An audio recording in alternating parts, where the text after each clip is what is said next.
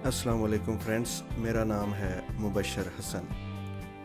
हमारे एक्शंस की कामयाबी का दारोमदार हमारे माइंड में चलने वाली चीज़ों पर होता है।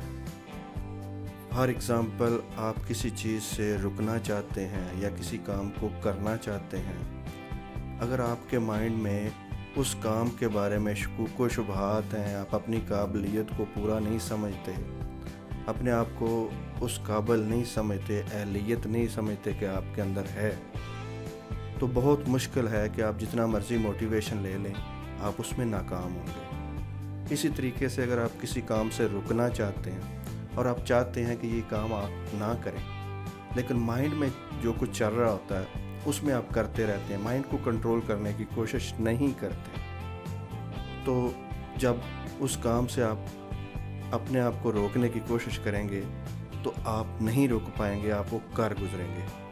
तो कामयाबी का इन्हिसार, आपकी कामयाबी डिपेंड करती है सबसे पहले आपके माइंड में चलने वाली चीज़ों को कंट्रोल करने से। सबसे पहले आप ऑब्ज़र्व करें माइंड में क्या चल रहा है।